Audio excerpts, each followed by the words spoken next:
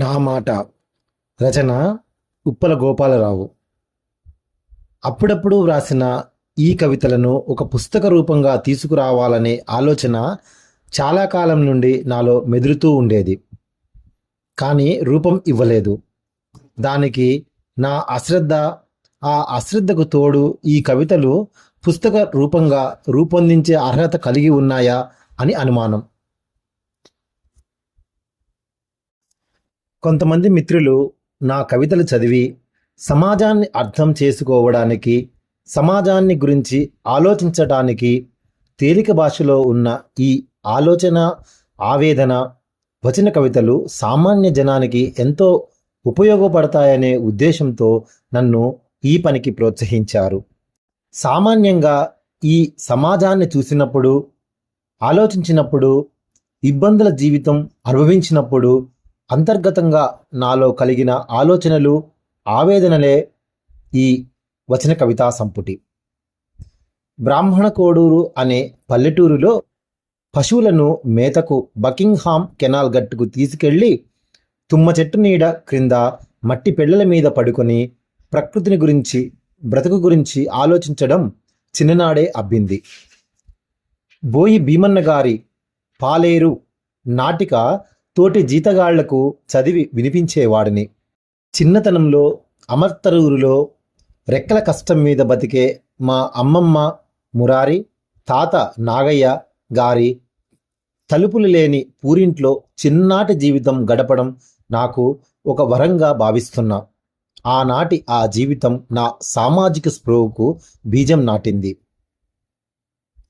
సాయంకాలం 7 గంటలకు మా వెంకటేశ్వర్లు మేనమామ చాకిరి చేసిన కూలి గింజలు తీసుకునే చీకటి పడిన వేళ మా మురారి అమ్మమ్మ ఆ ఒడ్లు దంచి బియ్యం చెరిగి అన్నం వండి పెట్టిన దృశ్యం నా కళ్ళల్లో అప్పటి నుండి ఇప్పటికీ కనబడుతూనే ఉంది. దరిద్రం కంటే బాధ అయినది మరొకటి లేదు అన్న మా మురారి అమ్మమ్మ మాట నా చెవులకు ఎప్పుడూ వినపడుతూనే ఉంటుంది. ఒక కాలు, ఒక చెయ్యి కుంటివి అయినా కూలి పనికి పోయి జీవితం గడిపే మా కోటయ్య మామ నా కళ్ళలో కనపడుతూనే ఉంటాడు. 4 అణాలు పోగొట్టుకున్నందుకు వెక్కి వెక్కి రోజంతా ఏడ్చిన మా కోటయ్య మేనమామ నా మదిలో మెదులుతూనే ఉంటాడు. మాట కోసం అడ్డం ఉండి ఉన్న ఆస్తి పోగొట్టుకొని మా నాగయ్య తాత కుటుంబం పేదరికంతో జీవించవలసిన పరిస్థితి ఏర్పడింది. ముసలితనంలో కూడా తన రూపాయి తాను సంపాదించుకొని బతకాలని మా తాత తన తొడ మీద బూడిద పూసుకొని నులక పేలుతూ ఉండేవాడు. ఆ తొడ నల్లగా తుమ్మ బెరుడుగా మారి ఓ కట్టెలాగా అయింది. దానితో విపరీతమైన బాధపడుతూ ఉండేవాడు మా తాత. ఆ దృశ్యం తలుచుకుంటే ఇప్పటికీ నాకు బాధగానే ఉంటుంది. అందుకనే జీవితంలో ఎప్పుడూ లేని వారి గురించి ఆలోచించడం అలవాటైంది. వ్యవసాయ కార్మికుల ఉద్యమాలలో, రైస్ మిల్ కార్మికుల ఉద్యమాలలో పనిచేయడానికి కారణమైంది. హేతువాద ఉద్యమాలంటే చిన్ననాటి నుండి ఉత్సాహం. ప్రతి విషయంలోనూ సమాజంలో జరిగే అన్యాయాలు, అక్రమాల మీద సరైన ఆలోచన చేసి పరిష్కార మార్గం వెతికే అలవాటు జనానికి కలిగించాలని ఉబలాటం. మార్పుకు మూలం ఆలోచన. అందుకే జనంలో సరి అయిన ఆలోచన కలగచేయాలి ముందు. ఆ ఆలోచనతో వ్రాసినవే ఈ సంపుటిలోని ఆలోచన, ఆవేదన మాటలు. ఈ సంపుటి గురించి ముందుగా వివరించి చెప్పనక్కర్లేదు. చదివితే బోధపడినటువంటివి ఏమీ లేవు. కల్పితాలతో నింపలేదు, స్వప్నంలో రాయలేదు, తమాషాలు చెప్పలేదు, గారడీలు చేయలేదు. ఈ వ్యవస్థలో ఉన్న నిజ జీవితాన్ని గురించి మనసున్న మనిషి మదనపడే ఆలోచనలు, ఆవేదననే ఈ కవితా సంపుటి.